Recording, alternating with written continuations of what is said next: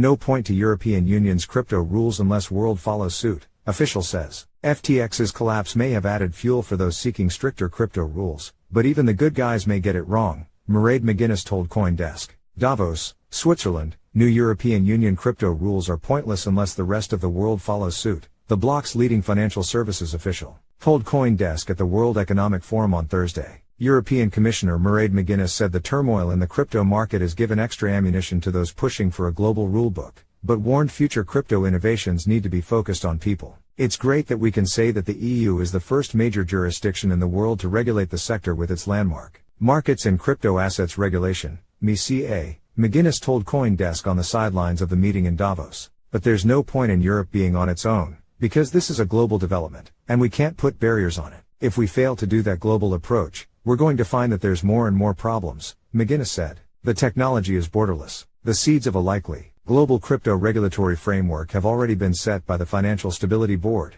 an international group that makes recommendations about the global financial system. Klaus Knott, the board's chairman, told an audience in Davos that he wants to complete controversial proposals before the summer. But McGuinness was honest about the practical challenges of implementing international rules. I do hope there is global crypto regulation, she said. But when it comes to climate change, we all want global things to happen, and they're not, so sometimes somebody has to start the process. MiCA, which is set to be formally approved by the European Parliament in April, sets reserve requirements for stable coins, cryptocurrencies that are typically pegged to the US dollar, and governance rules for crypto companies. The fear is that MiCA will be undermined if exchanges or digital wallet providers try to serve EU customers from regulatory havens, which McGuinness referred to as sunny places for shady people, something fellow European regulator and head of the Financial Stability Board, Klaus Knott, had said earlier during a panel on finding the right balance for crypto.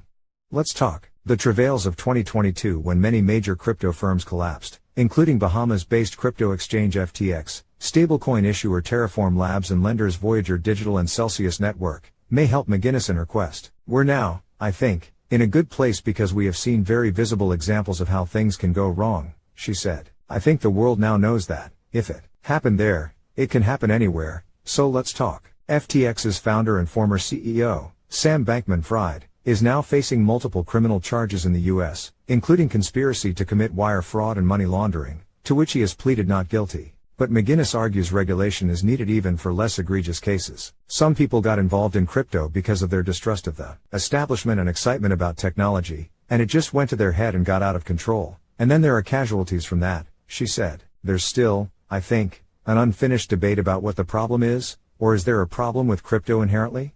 She said, people with the best intentions can make business mistakes, and crypto people can make big business mistakes that then impact on individuals, or further down the financial system. Even once MiCA takes effect around the start of 2025, it won't be the end of the story. Crypto evolves quickly and we will have to tweak what's in place, McGuinness said, but she also cautioned against rushing to regulate areas such as decentralized finance, DeFi, that aren't well understood yet. We need to get our heads around all of this, she said. DeFi, you ask the man or woman in the street what this is, and really they do not know, so we need to be very careful that we're not running ahead of ourselves. One option is to have places or sandboxes where we can test things out before making it freely available, and decide based on the test whether it's going to work or whether it's not, she said, citing an approach the EU has taken in experimenting with distributed ledger technology-based securities trading. Meanwhile, crypto providers also need to remember what they are trying to achieve, and whom they are serving, she said. Sometimes you forget when you're talking about technology, this is ultimately about European citizens. They want service, she said. We may see pushback against this over excitement around the evolutions of finance. As examples of pushback,